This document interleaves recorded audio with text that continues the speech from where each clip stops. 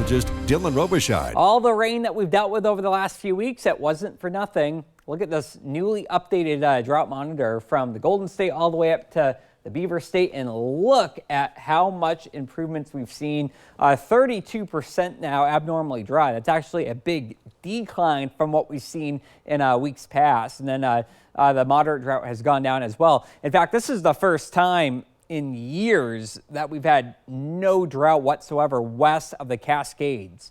So as we look at the moderate drought, that has gone down 9% from January. So that's a step in the right direction. And here's why. I mean, the numbers don't lie. Look at this. Eugene, Roseburg above average, and even North Bend, the coast, has just been swamped with all this heavy rain so far this year.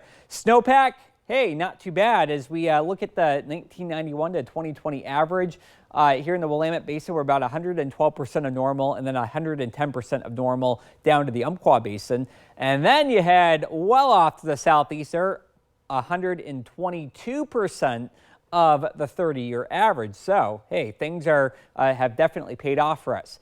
And now we see a big dry stretch ahead. Friday, right on through the weekend, through the middle of next week, no rain at all. And even by the end of next week, yes, we could get a few showers, but I'm still not looking at any major storms. You know, as I'm looking at the data, I'm not seeing any atmospheric rivers or anything like that as we go into next week. And in fact, it's just the opposite. We have an omega block forming this weekend. So the jet stream is way far up here. So this is your storm track. So if your storm track is up here, the storms are going to ride the jet stream. So that means that here at home, we're going to be looking at some dry weather. Now, as we go towards next week, that pattern does not last as it typically does in March. By next weekend, the jet stream is going to be much further down to the south. That means more clouds, colder temperatures, and yes, increasing rain opportunities by next weekend. But let's enjoy the nice weather while we have it.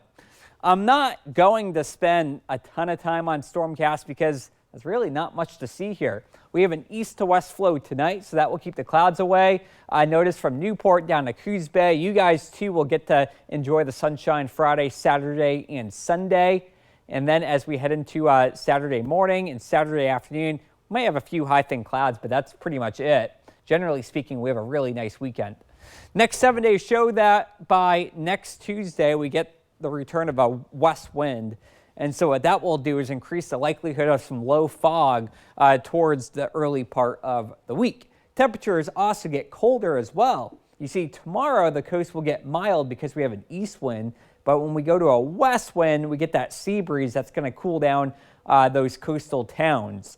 Low 70s, though, a really nice weekend if you want to do some spring cleaning or get outside. We'll have some low clouds Tuesday, Wednesday, and Thursday. Temperatures will cool down quite a bit by the end of next week. We'll be looking at temperatures cold in the mornings, but then nice and mild as we head into each and every afternoon.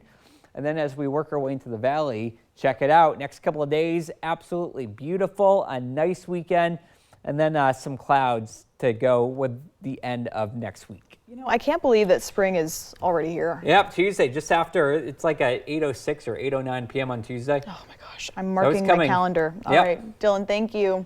Well, today is Pie Day, not pizza.